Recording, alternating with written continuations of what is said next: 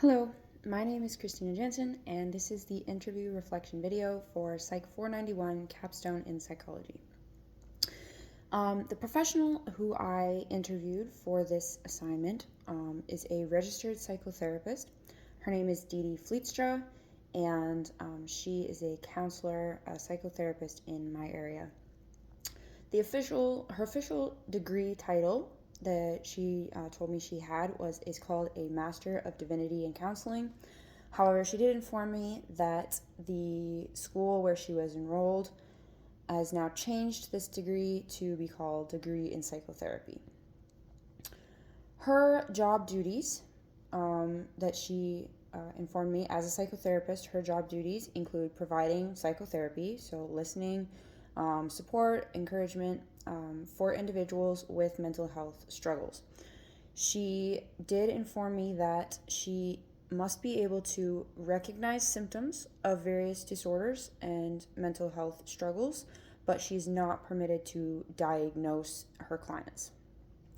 So she provides counseling, she provides a listening ear, encouragement, verbal encouragement, emotional support, providing tips and techniques for managing symptoms, but she's not allowed to actually officially diagnose her clients with depression or anxiety or obsessive compulsive disorder or any disorder. When asked what she found most fulfilling in the industry, she responded that the most fulfilling part of being a counselor, being a psychotherapist, is when she gets to see people start to heal, when she gets to see them start to, manage their symptoms and manage their struggles and start healing and start living better lives and start being happier and facing life with optimism rather than the state that they were at before starting therapy. She also said, being a Christian counselor, she said that it is very, very fulfilling when her clients are like-minded beliefs and she's able to bring Christ into the situation and encourage from that standpoint as well. When I asked her what she found most challenging about working in the psychology and psychotherapy industry, she said that it was very, very challenging when her clients wanted to blame others for their struggles and refused to take responsibility for their growth, for their healing.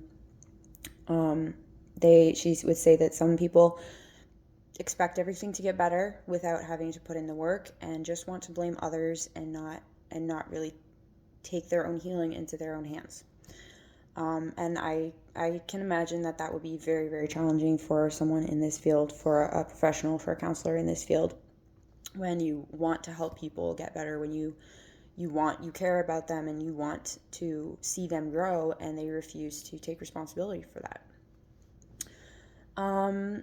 I did ask her as well what she has to do, what is she required to do, or what she does do to continue professional growth in her field of counseling and psychotherapy. And she informed me that under the Psychotherapists of Ontario, which is the industry that she works under as a psychotherapist, she is required to complete 20 hours of professional development per year. So this would include classes, online or in-person courses, and certificates of different, within different knowledge bases, on different platforms. That is basically there to refresh old knowledge of things that maybe she doesn't use as often, add new knowledge, new discoveries made about different disorders, about different techniques that are helpful, and different modalities. She said that this is required by Psychotherapists of Ontario, but it is not provided by them. And so she and other professionals in her field are required to source these, required to find them. She said that it is fairly easy to find new courses in different areas for that. And so that is a requirement for her professional growth, for her professional development, to complete 20 hours of this area per year. Finally, I asked her what her recommendations were for a student pursuing work in the field of psychotherapy and counseling. And she said that it is very, very, very important for students to know themselves, to know their beliefs, to know their triggers, to understand and be aware of their own past trauma, and to be very, very grounded in their beliefs, what they believe, and to not let someone else sway them in their beliefs, to have good, strong boundaries that clients are expected to respect, or and those kinds of other things. She said, be very strong and very confident in your beliefs, whether that is Christian faith, whether that's another religion, another religious faith, or other beliefs based on your own reality. That it is very important for students to be grounded, and for professionals in general to be grounded in their own beliefs, in their own reality, because it is very easy when you are in a very vulnerable spot with people to take on their emotions, to take on what they are experiencing as your own personal experience, just because you are so involved with it, with healing from it, with dealing with it, with encouraging them regarding it. And so it's very easy to take that on yourself. So that was her primary recommendation. Overall, the interview was very informative, very helpful, very encouraging.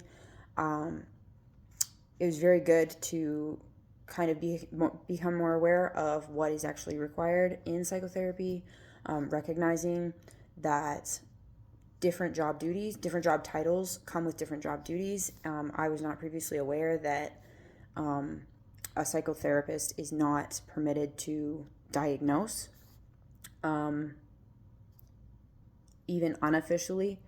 I would expect that, yes, they would not be permitted to officially diagnose someone, but even unofficially diagnosing them, but is not permitted in this particular job title. But that recognizing symptoms is still very important to understand what the client is dealing with, what they're going through. I also found it very interesting that there is, like, is very good to recognize that there are challenges in every industry, in every area of work, and so becoming aware of that prior to joining that, prior to becoming part of it, is very important. Ultimately, I thought it was most valuable to be reminded of her recommendations, which was to know yourself, to know your own past, your own trauma, your own beliefs, the things that you are dealing with personally, so that you can separate and know the difference between your reality and your client's experiences, so that you are not taking that on as your own, but can still have a personal relationship and still help and encourage your client without taking on their trauma, their struggles as your own. And so ultimately, that was the primary thing that I took away from this interview. Overall, it was very informative. It was very helpful, and yeah, thank you.